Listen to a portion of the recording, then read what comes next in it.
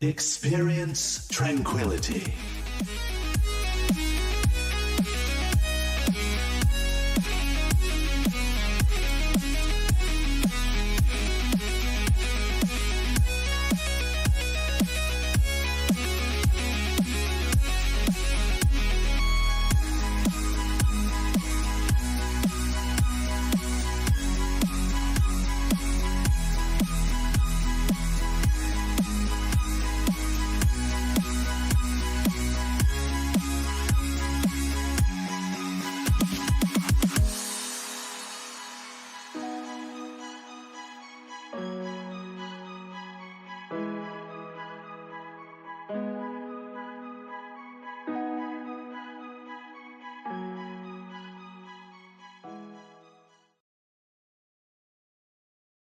Welcome everyone to the final Iris podcast of season 2. I am Ski Free Yeti. Joining me today we have NPC and we have Specs. Thuggington wishes he could be here today, but unfortunately he got a big old man cold and now he's not able to be here. So we pour one out for Thuggington today and we press on without him. For Thug.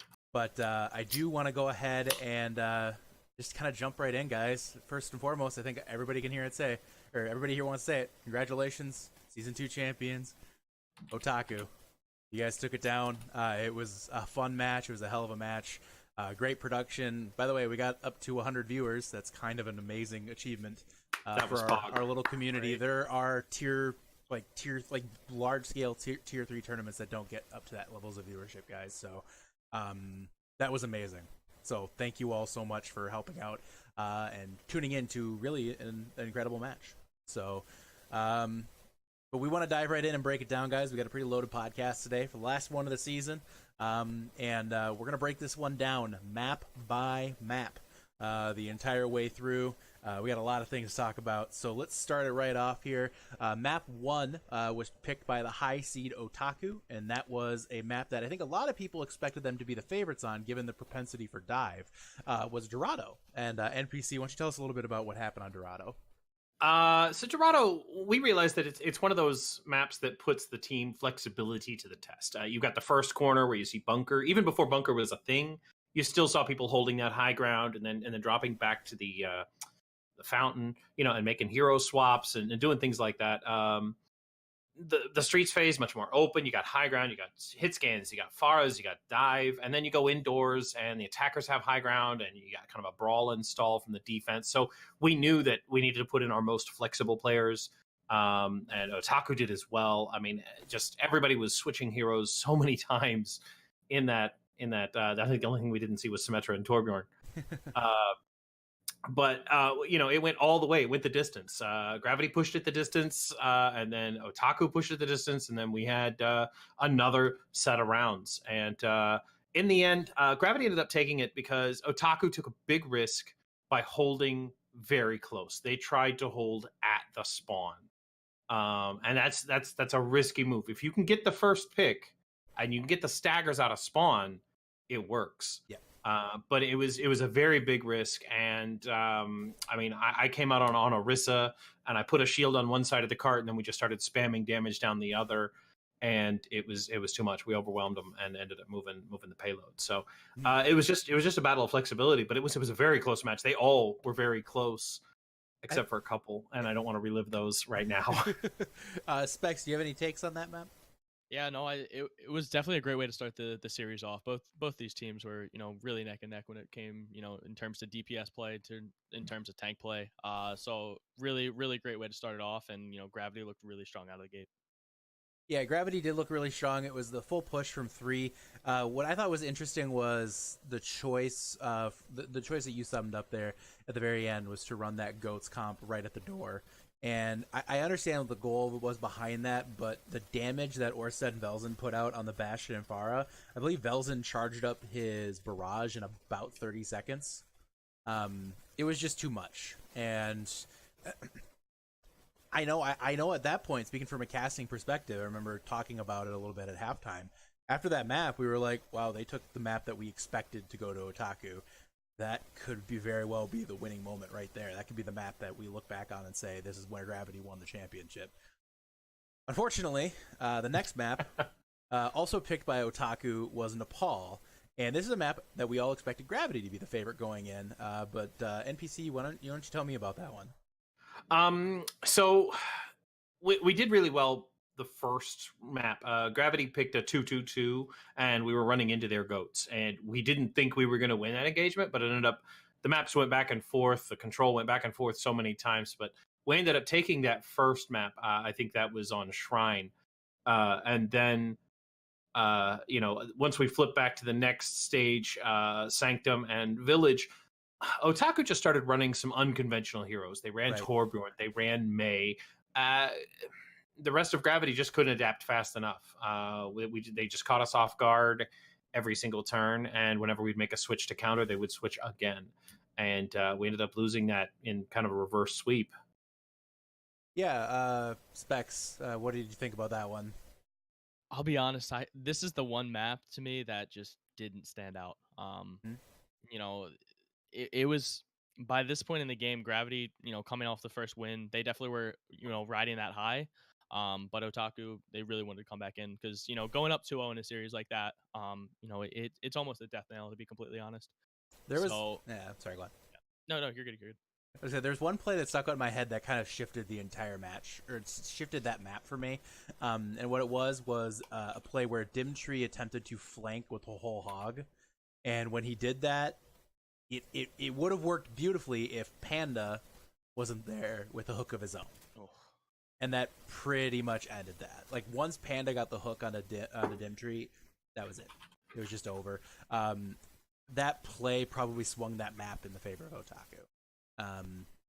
Panda is somebody we're gonna talk about later, by the way, because he had an incredible series. Incredible hog. Seriously, just really good. You'll be hearing his name more as we go on here. But now, again, Otaku took map 2, Nepal. It's a 1-1 tie going into Eichenwald, which a lot of us looked at as a toss-up map going into this finals. So, Specs, what did you take away from Eichenwald? Yeah, really coming into this, in my mind, the winner of this map was gonna, push on from there, especially going into halftime. So Otaku rolled out with a dive defense, and it was to be completely honest, a stomp. It took 2 minutes and 5 seconds for Gravity to get a kill. Like, if you're pushing a point, especially like involved, and you're not getting kills, you're not securing kills, you're just it's handcuffing yourself. The whole 4-minute attack, 5 kills total. You're not going to be able to do anything. So, Otaku holding that first point, really set them up for success. Then, constant theme here, Smugs on the far with his boops, took out a main tank from the high ground from the bunker comp they were running, and really allowed them to roll through there.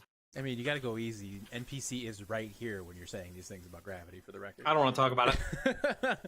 Do you want to talk about Eichenwald, or no, not at all? No, I'll talk about it. Specifically on attack, there was just a communication breakdown. I mean, there were people calling far in the front, Winston in the back, and just we were trying to decide where to go and who to help at all times, and just Otaku surrounded Gravity and just split us up, and the Yojak play there, staying on that bridge and poking down at our supports and letting our DPS push on through. It just split us up, and we just couldn't get any traction. For me, the star of this map was Yojak. That was an incredible map. He was constantly in the back of your guys' team, pestering on Bubbers a lot, and it was just, there was almost nothing. And I believe Ike was in that map too. There's just nothing you guys could do. No offense. I mean, and the one play that really sticks out to me is that there was a play where Velzen went to Barrage, and Yojak read it, and he made the jump, and he dropped his bubble shield right on top of Velzen and killed Velzen. It was huge. Absolutely massive play. Again, that's the type of play that swings maps. So just shutting down an ultimate like that was huge, and Yojak looked incredible on this map. So, so 2-1 Otaku. Otaku took the momentum into halftime. At this point, we were going to Route 66. Now, this was a map that was selected by Gravity. And again, this was a map that a lot of us looked at as a very, very, very favorable map for Otaku, again, given their strength and dive. And as the map played out, kind of exactly how it went down. The two plays that stick out to me, there was nearly a full pull or nearly a first point take by Gravity, but there was two people who said no, and specifically it was initially Klopsy on the point on the Diva, and Klopsy was just basically trying to last as long as possible and flew up, didn't drop a Diva bomb, but just barely staying alive, and all of a sudden coming out of nowhere from the high ground was Flufflepuff's Transcendencing. Now, during the cast, we questioned it. We were just saying, whoa, that seems really reckless. Like, why are we Transcendencing? You guys you're down 3 here. This seems ridiculous. Well, then Klopsy remix, gets a kill. Gets another kill. Suddenly, the fight that seemed lost, Yojack comes in over the top. Boom, it's over, guys. They've already taken the fight. Like, Otaku, it's something we talked about with them in the preseason tournament, where they just had a really good ability to know when a fight was lost and when a fight was won. And this was no exception to the rule. This was basically them knowing that they could pull this out if this happened this way, and it happened perfectly. And a huge credit to Flufflepuffs on the instinct and trying to save that, because you saved the map, or at least saved that first point. Now, anything could have happened from there. Then after that, there was a battle where everybody was shooting off ults pretty much right after once. Overtime clock was ticking down. Kill, kill, kill, kill from each side, and the last thing left was Yojack sitting on the point. And it was that kind of a day. It feels like it almost summarized the whole day for Gravity, really, when you look at it. So, the on the attack was pretty short and sweet. And I got to give a shout out here to Hybrid. Hybrid had a single Ononade, basically a sky-high Ononade from a very specific spot. And if you watch his VOD, his Twitch VOD, subscribe to his Twitch, by the way, twitch.tv/hybrid. Yes. He shot a nade from a rock, sky-high, over the top of the bunker. The entire team of Gravity went purple, and all you could hear on their voice comms is Hybrid screaming, "Go, go, go, go, go, go, go!" And just suddenly everybody's like, "Oh, okay." And Yojack jumps up there, Klopsy's up there, Smugs is up. It's just over. Like, there's nothing Gravity could do at that point. It was GG. Go next. So, 3-1 for Otaku. Otaku was firmly in control at that point. But Gravity still had a little bit of fight in them, and they picked Anubis for the next map. So, NPC, why don't you tell us about that one? Anubis, it's one of Gravity's best maps. As much as everybody says they hate 2CP, Gravity's very good at it. It's one of their best map types, and we all knew that Otaku's dive was going to be very strong coming into the finals. We knew that was going to be the case. This was Gravity's opportunity to prove that we can dive on that same level, that we can run that cyber dive, and we can get in there and we can take care of business. And it just went back and forth, just like that. Bunker to dive to bunker to dive, came down, and I think what really clinched it for us was the defense on round 3, the second point defense, where we had died and we all waited in spawn and regrouped and jumped out at the very last second to touch to prevent that capture from it going to around 5 or 6. So we managed to hold into spawn just for a little longer, and then Velzen went out there with the blade, and everybody else came out there and kind of did some disruption, and we ended up holding there, so that when it was our turn to attack, we had like 6 minutes. Did a couple of drive pushes on their bunker. They had a Bastion bunker. We did manage to kill the Bastion, and I think they ended up switching to a soldier to get back rather quickly, and I think that was what did them in, because the rest of their team wasn't set up for that soldier bunker. And so on our very next push, we had ultimates to combo, and we went in there and took that map, and then kind of steamrolled into the second. So it was definitely our map to dive. And it worked out really well for you guys. Bex, what were any takes from you on that map? Yeah, I think it really showed that Gravity can dive. Especially with a couple maps coming up after this. If you can dive against Otaku, no one can really do it as well as I do, and I don't think they really know how to handle it still. But that was huge, especially that switch to soldier. To me too, it absolutely killed the momentum. Yeah, Velzen looked incredible on the Genji all night. The EMP blade was basically a guaranteed win every time, almost every time it happened for you. As it should be, mind you, but Velzen looked incredible. Almost every single blade I feel like was a 3 or 4K. Just absolutely shined all night on this Genji. What was interesting to me is there was a moment in that map where I feel like it was almost a wasted opportunity for Otaku, and I want to bring it up because I feel like it's worth mentioning. I almost feel like maybe they got a little arrogant at the very end on their second push to second point. Flufflepuffs blew his sound barrier with nobody there, probably expecting the match to be over, and then all of a sudden here comes Velzen dropping a blade. The celebratory ultimate. The celebratory ultimate did him in, and honestly, like, the match could have been over there. Now, I don't know if it would have been. Gravity looked really strong in Anubis. But, yeah, you kind of blew it there, guys. You almost blew it, I should say. So, Fluffle, just keep that in mind. Be a little cautious when you try to do things like that, guys. So that one went to 3-2 to Gravity, or that one went to Gravity here with a 4-3 victory there, bringing them the total up to 3-2. The last map in the pool they could pick was Numbani, which was a very interesting map. Specs, why don't you break that one down? Yeah, to me, this was definitely the map of the series for sure. It ended in a draw, 3-3.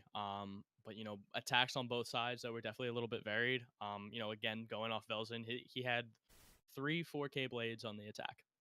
You're just gonna roll through them at that point. Especially playing dive. If you have a really good Genji and you're able to get those supports, it's just gonna be over. Especially with a monkey as aggressive as Yojak, he needs that healing. As soon as that's cut out, it's gonna kind of go through. Gravity came out with their bunker on defense. It worked pretty well. They got to overtime. Second point, they let it go. Second point, they definitely got rolled on, but had a really good, solid defense on the third. And going into the overtime rounds of that, Otaku came out strong, couldn't get a point. Kept fighting, kept going. Really wanted to shout out though Yojak there. His dives, it's incredible. What he can do on a single monkey with just an Ana shooting into him is incredible. It was insane. They were able to hold it as well. Second point, Otaku were at least. I think Velzen had a blade towards the end that he wasn't able to use. If he was able to get that off, 15 seconds earlier, really think that Gravity take this map. And, going into the final map, 3-3, it would have been a lot different story. But, going into Ilios 3-2, Otaku still looked really, really strong. NPC, any comments on Numbani from the Gravity perspective here? I think the biggest thing, I mean, when we went back and looked at it, we realized it was that situation where you on our final attack in the overtime stage, we had 2 minutes and we managed to full hold them on theirs, so we knew it was at least a draw. And I feel like we picked the Genji Sombra, and when they had the pharmacy, we should have gone and switched to a hit scan. We should have gone McCree. We should have gone Soldier. We should have gone something else. But by the time we realized that was the case, Velzen was so good on the Genji. He was at 46% to Blade, and we didn't want to let that go to Switch. And we thought, okay, well, we could just push with this. And it didn't work out. So the lesson we all learned is just throw away your ultimate. Just switch to the better comp, and you could probably win that. But we didn't do it, and ended with the draw. Now, did the draw affect the morale for Gravity at all at this point? Like, do you feel like people were pretty down after that going into Ilios, or? I do. I think we immediately recognized our mistakes, that we weren't. We didn't have comms open. We didn't have the switches we need. We didn't make the plays we needed to make, and we knew what to do. We just didn't do it, and it really did affect our morale going into that last map, because it should have been a win. We could have gone to a map 8. We wanted a map 8 so bad. I wanted a map 8. We all wanted a map 8 so bad. But we wanted to be over sooner. I think we didn't want a map 8. You wanted to be done in 4. Yeah, exactly. So it did affect our morale quite a bit. The one thing with Numbani that sticks out to me is missed opportunities from both teams. There was one point where I believe Otaku was about 0.2% away from capping. I think it was less than 1% away from capping the first tick on their overtime on the extra push. That would have been the game right there. So I just feel like it's just those little wasted opportunities. I mean, kudos to, I believe it was Dimtree coming down on the Diva at that point for I believe he was playing the D.Va at that point. I can't remember if it was you or Dimtree. It was one of you guys. But jumped down on the point to stop the tick right on time, and it just barely in time, mind you. But like it was so close to where it almost just ended right there. So just little missed opportunities here and there from both teams. Good to pull out the draw though. That put map 8 into play potentially, going into the last map, which was map 7, which was Ilios. And we all saw how Ilios went. It was unfortunately for Gravity not exactly how they were expecting to have it go down. The MVP on this map, by the way, hands down, was Panda again. My God, Yeah. Panda looked absolutely oppressive on that Roadhog. And again, there was another play that stuck out to me on Well where Panda just hooks Velzen when Velzen's trying to get a flanking visor. Just Panda right there immediately with a hook, and there was just nothing Velzen could have done. And it's little things like that just make a huge difference in how a map plays out, and just in big time individual plays from Panda, who really I don't think we've talked about them at all season. And then finally in the finals, here comes Panda, and just looks incredible. So huge plays there, and I do want to take you to the final moments of I do want to take you down to the final moments here of the match, so we can hear the winning moment. I don't want to see it. Not too bad. Orset and Velzen need to come up huge right now. We need big plays from the entire team. Fluffapuffs pops the Valkyrie. Panda has that whole hog. He could shut it down with that whole hog here. Without question, the whole hog is knocking them off the point. They have no presence on the point right now. Velzen does come down. He's coming in from the right side. He does go into, he gets hooked. He is taken down. Velzen is also taken down. Otaku has taken down 2. They are now four kills away from securing this map without question. Sif takes out Orsted. Otaku is in premium position. Nobody is on the point. NPC is coming in. He's taken low. He is knocked into the point. We see one person left. Ike is going in for Desperation Res, and it's over. There it is. Otaku, their power level is over 9,000, folks. They have taken down Gravity, and they have won the Season 2 championship. Congratulations, Team Otaku. So looking at that, I did get corrected. It was Orsted on the soldier, not Velzen. Sorry, Velzen, you're great. Orsted, you're a thrower. I'm sorry. Should have put him on Brig. Should have put Orsted on Brig, obviously. Yeah, no, the clips end there, Velzen. I'm sorry, buddy. Again, I mean, who was one of the people we were talking about a ton in that little clip there was Panda. Panda. Otaku was in control all of Ilios. Gravity didn't have an answer for anything Otaku was putting at them. It was over. And Otaku, just congratulations again, guys. Dominant performance all season, all around. It's well deserved. So, congratulations to those great guys match. again. It was a great match. Did anybody want any additional comments on Ilios from you guys? No. Panda, man. Oh, It was great. scary to watch. What do you guys say for the? We're going to break this down into 2 things. I want to talk about the finals MVP. I know we talked a lot about Panda there, but who stood out for you in just the finals as a person who basically was the reason why Otaku was able to pull this out? For me, Yojak. Yojak carried fights on his yo back. I couldn't do it myself. Sorry. Winston play was critical and just separating our front line from our back line and just splitting us up. And then his team was able to follow up on that, and they played around that. We talk about Smugs a lot, and league MVP or community MVP, and that's great, But for me as a tank player, when I see play like that, I got to give it to him. What about you, Specs? As much as I want to say Panda because he carried 2 maps, it has to be Yojak. His monkey every single map was just phenomenal. Winning fights, like we were saying, that just should not have been one that were over. He just came in and clutched. Hands down, definitely the finals MVP. Yeah, I think Smugs was he had a good match. It wasn't his best match of the playoffs, but he had a good match. Yojak was the answer to everything for Otaku, though. He looked incredible. I will give a quick shout out to basically the supports on Otaku though. Specifically, one who stuck out to me was Hybrid. Hybrid had an incredible match. His sleeps, his biotic grenades were very big throughout the night. But for me, Yojak was easily the MVP of the finals. Fix Mike. What's going on with my mic? It's a little fuzzy, Little low. little grainy. It's like grainy. It's grainy. Little. Shit.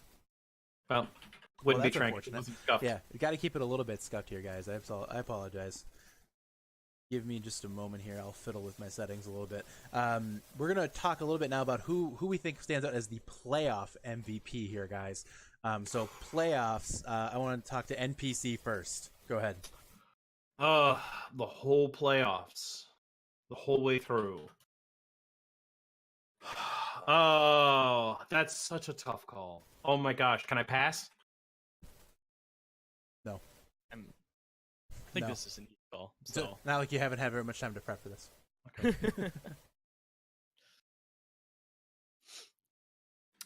I'm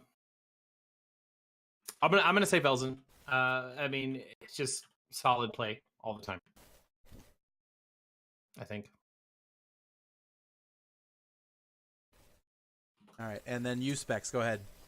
it's Smugs. It has to be Smugs. Smugs? Yeah, he looked great in the final, and in the finals he looked really solid. In the semifinals he just carried. He flat out put Otaku on his back there. Without that performance there, they would not be in the position they were in to win. So really think it was Smugs. Hopefully the audio is a little bit better, guys. I apologize if it's going to be a continued problem, but hopefully it gets a little bit smoother as the day goes on here. Yes, I have Poke MMO. What's wrong with that? Playoff MVP's Velzen. There's absolutely no question in my mind. He's the reason why they won against Alt F4. He is the reason why they won against Solo Cup. He may not be the direct reason why they won against. He may not be the direct reason why they won against Gravity, but that team is, quite frankly, it's Smugs. Just was the MVP all season, and my God, he just looked unstoppable almost the whole playoffs. I think Gravity finally had a little bit of an answer for him to keep him a little bit at bay, but Yojak was right there to pick up the slack in the finals. So, yeah, for me, it's Smugs, best player in the playoffs, hands down. I do want to give a little bit of a shout out, though, on the again, going back to Gravity, I want to talk about Dimtree a little bit. Dimtree had a really good playoffs. Flexibility across multiple heroes. And again, a big leadership component for Gravity. Dimtree looked really good. All Mousy Tire memes aside for Dimtree, he is a hell of a player. But Smugs stands out as the MVP. So that's how we kind of wrap up season 2, guys. We do have one more event coming up for season 2. We'll talk about that a little later in the podcast. But right now, I want to talk about season 3. That's right, guys. Season 3, we are now about 2 months away from the beginning of season 3. Roster lock-ins can start as soon as about a month and a week from now. So we're right there, guys. So rosters are starting to be developed. Teams are starting to rebrand, dissolve, branch out to create new teams, affiliate teams. Guys, it's going to be a lot of fun here, but we have a lot of stuff coming up here for season 3, and let's spend a little bit of time talking about that. First and foremost, here is the new tiers. The new tiers going into season 3 are going to be the Discord tier, which is our higher tier. That is 2,800 to 3,650 for individual SRs. Team average at 3,300. Directing that's going to be Cav. And then the Harmony tier, which is 2,000 to 3,000, with a team average 2,650, and that's going to be handled by Thuggington, who is getting the promotion up there. So that is how that is going to go down here for season 3. The tiers are certainly going to put in some new competition. Should be very interesting here. Now, with these changes, we also are bringing in some new moderation as well. They had to expand the staff. because it's necessary, because we're going to get bigger. So that being said, we did have a serious discussion, and we selected 2 mods to join the staff, one of which is your Season 2 MVP Smugs, and one of which is all-around good guy NPC. So there he is, folks. So those guys will be joining the staff for Season 2 or Season 3. It's going to be fun having them around. If they know anything about the admin channel already, they've already discovered it's about 90% complaining, 10% actual work. Yeah. So the complaints about me were great, by the way. were there actually complaints about you? I don't actually remember. No. If there were, I want to really see funny. what's in there about me, though. There's probably a few. You don't want to see it. You don't want to see it, buddy. Let's go now. We did, since we are again expanding here, one of the things we wanted to do is increase our social media and web imprints and kind of continue to build interactions on those platforms. So with that, we've added 3 people to handle that part of our functionality. That's going to be Impers, Race FPV, and Abe. They will be handling the social media aspects, so that'll be Twitter. We do have a Facebook page if you guys still use Facebook. There is an Overwatch Tranquility Facebook, and there's also our YouTube page, all of which are expecting to have facelifts and be more regularly maintained for Season 3, guys. So be sure to look out for those guys helping out there. Thank you for the U3 for having some desire to be part of that for the Tranquility community. Obviously, the art assets are a big part of what we do here as well. Cavalier does an amazing job with that, but Red Gear has also joined the team to be handling the art, and it's going to be absolutely huge to have that. Specs immediately just on the Overwatch Tranquility. Let's can we get that to like 55 likes here just in this podcast today, guys? Facebook.com/Overwatch or OW Tranquility. Let's go fix that Facebook up a little bit. The next thing here, and something that we weren't initially looking for, but we decided was going to be wise, especially after some people decided it'd be a good time to spam a ton during the finals, is Twitch mods. These are mods that are just basically around just for the Twitch casts.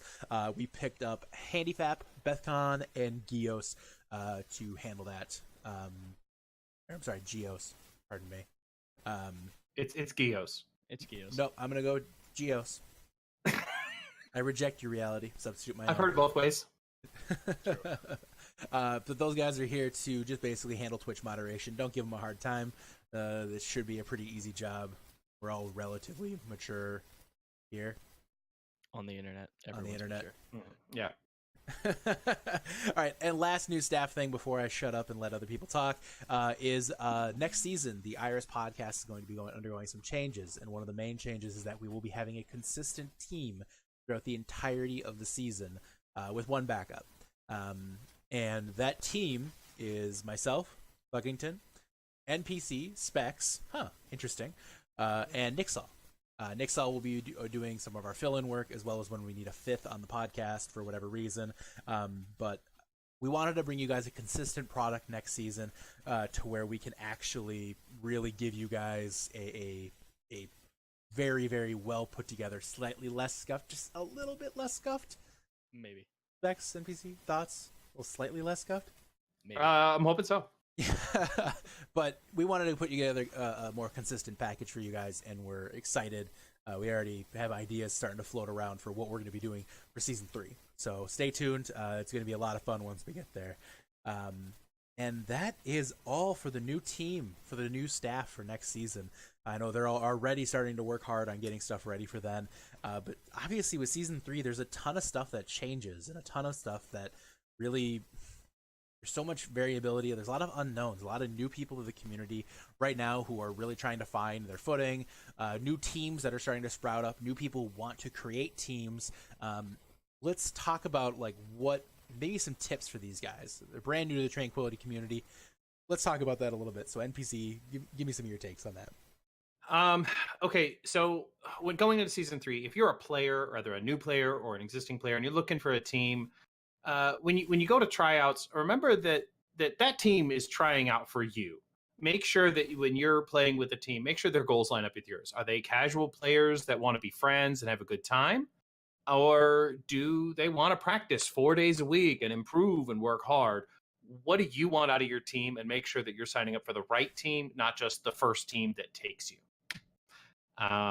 And if you're a team, if you're a captain looking for a player, my big suggestion is to keep your roster not at 10. Do not go full roster. Never go full roster. 7 to 9 is probably a good thing. Some people say 9 just to have that extra spot in case you want to add a specialist later through the season. 7 is really risky.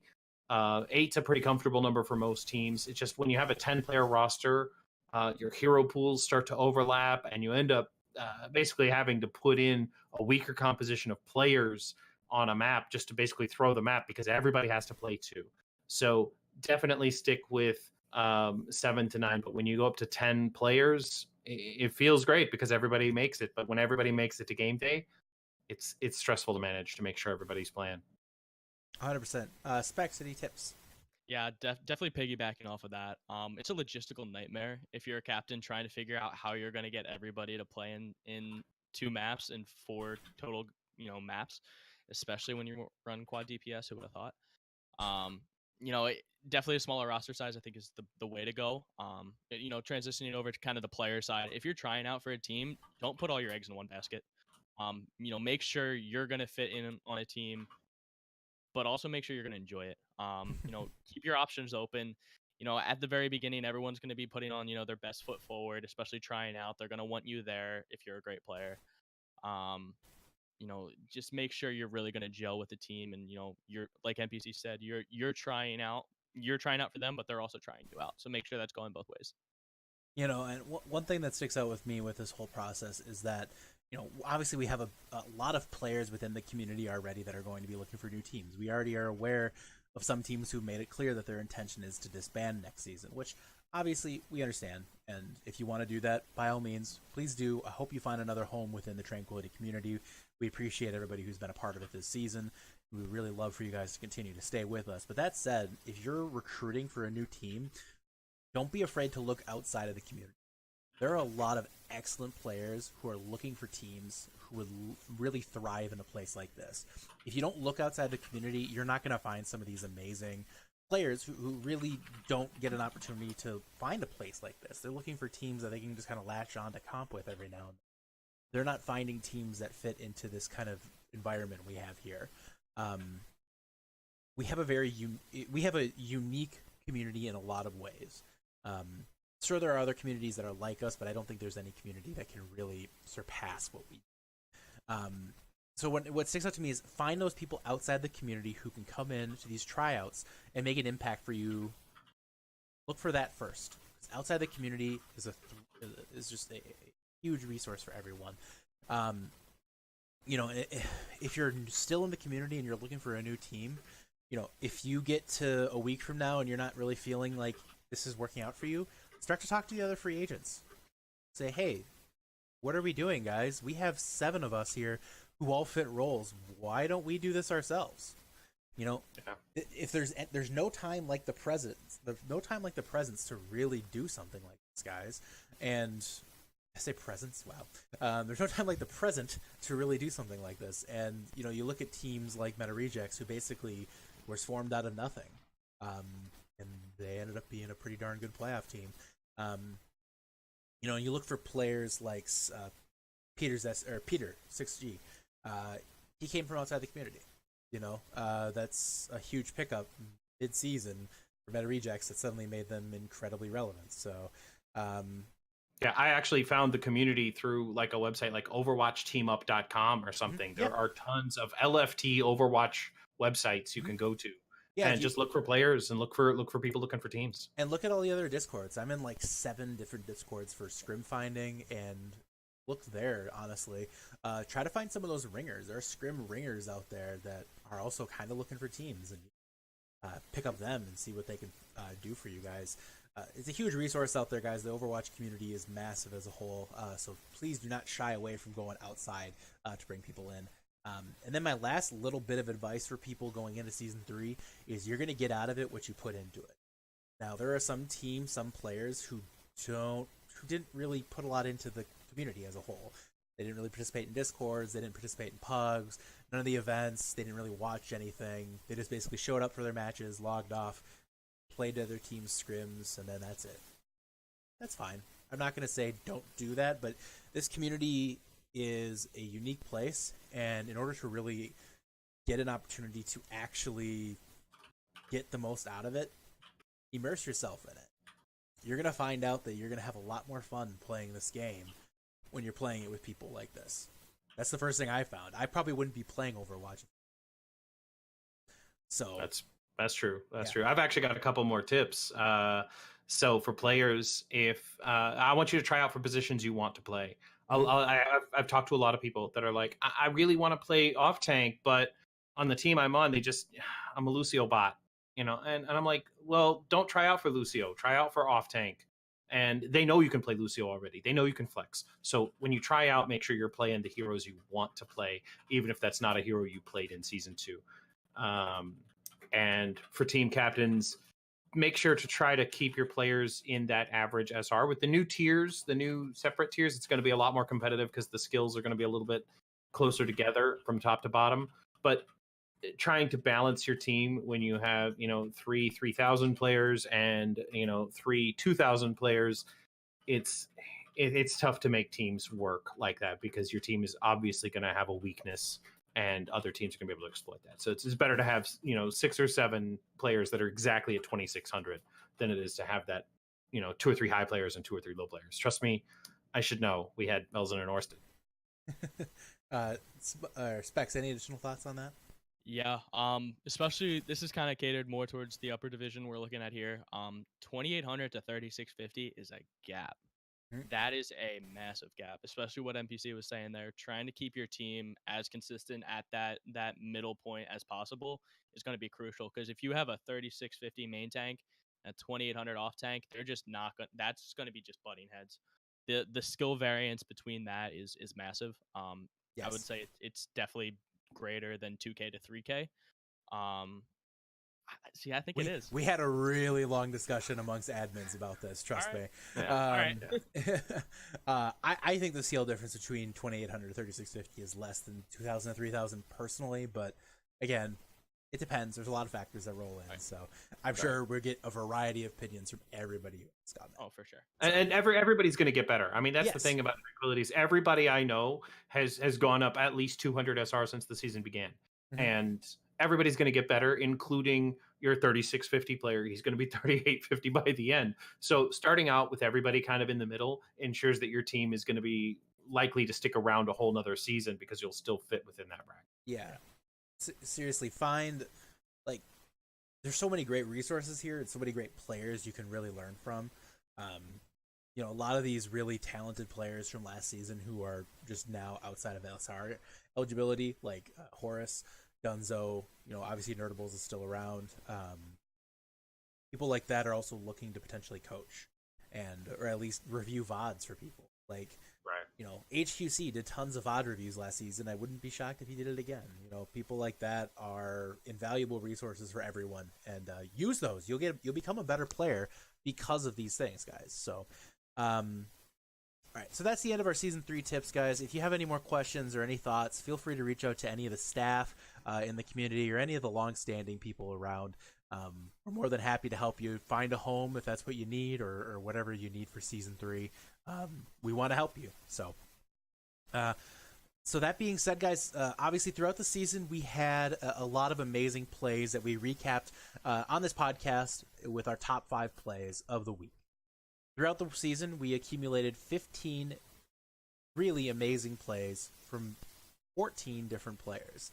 And I did compile the video together here showing you guys the top plays of this season. Take a look.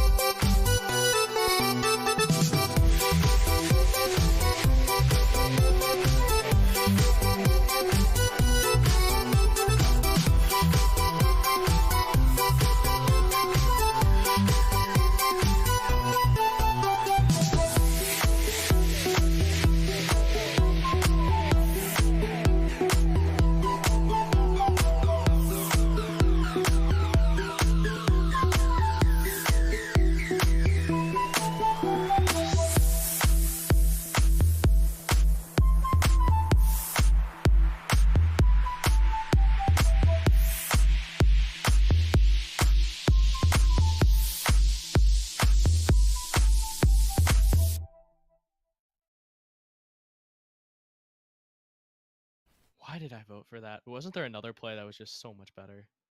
Well, if you said that now live, Specs, jeez, toxic. Toxic. Yeah. No. So that's our top. That's our top plays from every week this season, guys. I will touch GC995. Not sure.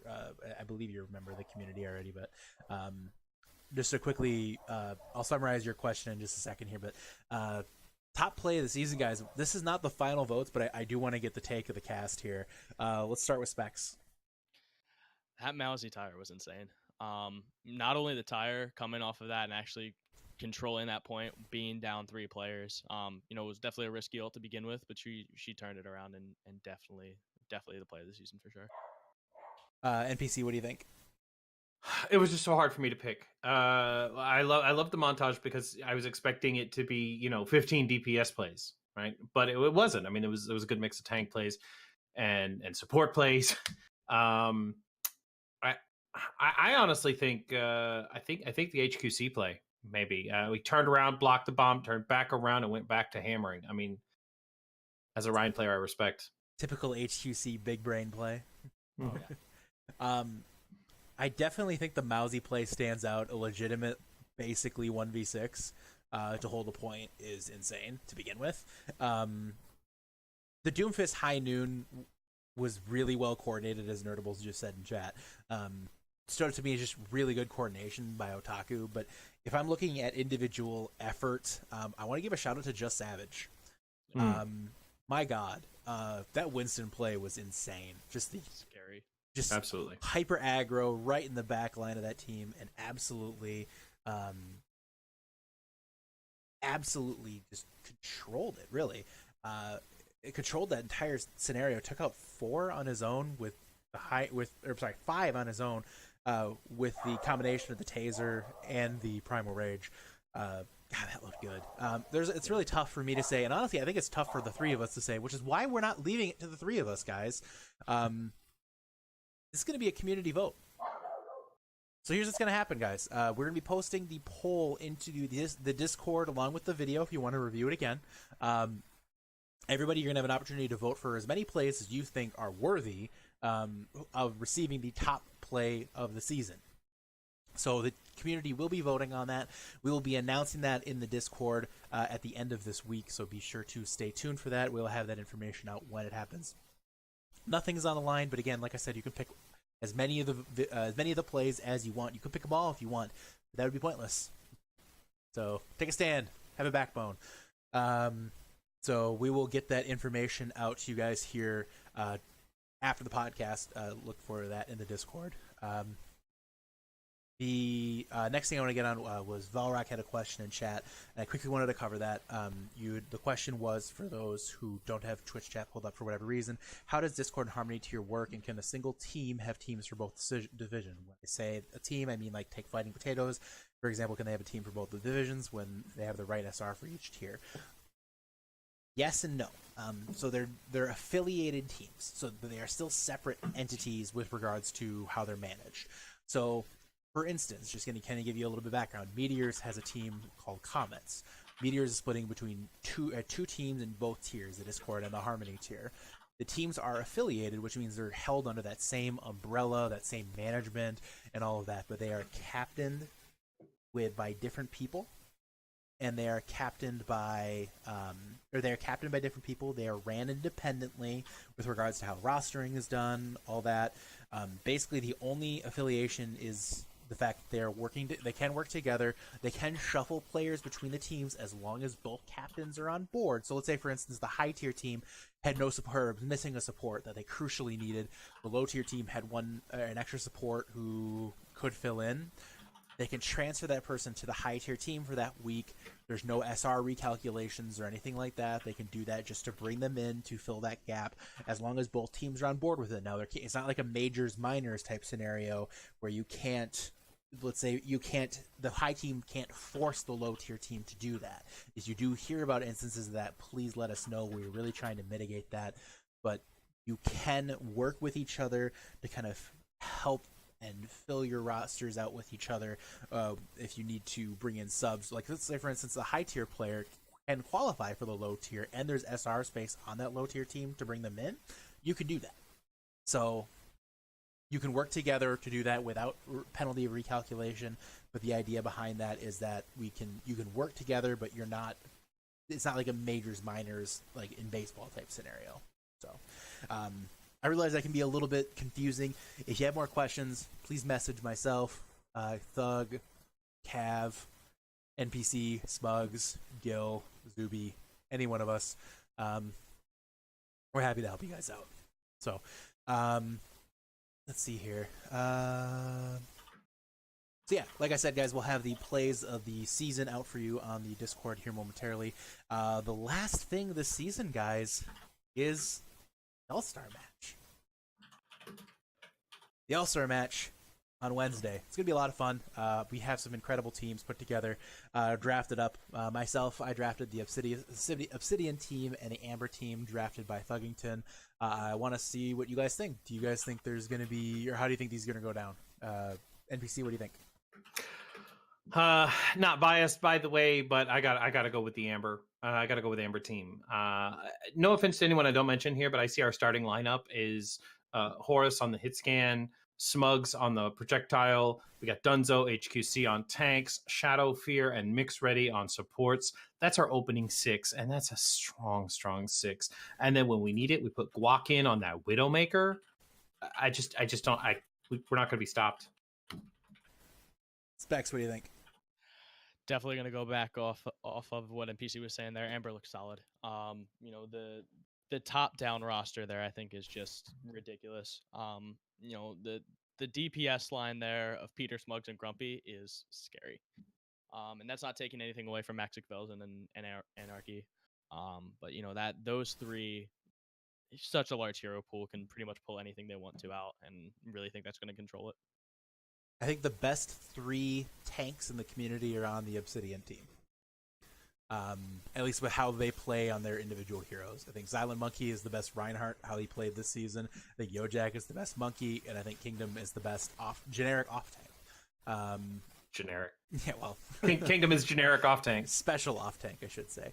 I have the best Sombra specialist. We have the best, the most versatile DPS in Velzen. We have Anarchy, one of the strongest hit scans. And really, is there any way that our support line is not better than the Amber support line? I don't think so. Obsidian all the way. It's going to be easy clap. Easy sweep. So Toxic. Guys, the last thing I want to touch on, and Yojak brought it up in chat, was throughout the off season we will have events going on. Please stay tuned for that. One of the main things we will be featuring is the free agent showcases. We plan on doing at least one for each tier, which are basically going to be effectively pugs, but kind of like more of a planned pug with planned rosters for these free agents. It's basically an opportunity for free agents to show their stuff. We want to give them a little bit of a spotlight, have it be fully casted, fully observable. So free agents, guys, if you are still a free agent at that point when that's going out, make sure to sign up for that. We'll make sure we have a spot for you guys. Nice. I think we just need to put a bow on season 3 here, guys. NPC, any final thoughts? Or season 2, I should say. So,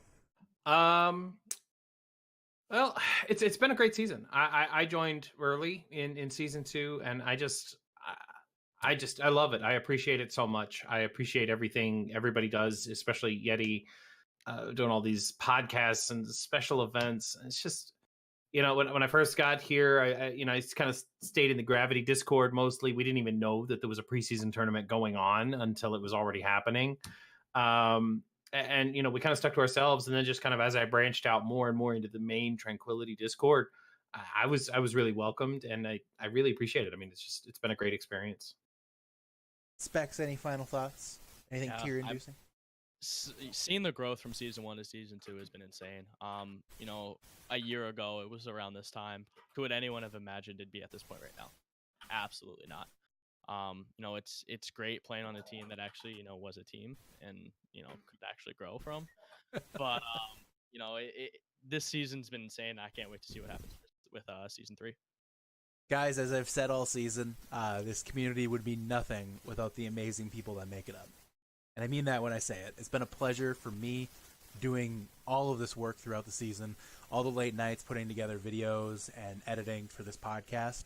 I would do it 100 times over. It has been an absolute joy for me, and I appreciate all of you who have given me the desire to do this more and to really push myself again for season 2 or season 3. It's been fun. It's been legitimately fun, and I'm honestly very sad that season 2 is ending, but at the same time, I'm really looking forward to season 3. Yeah.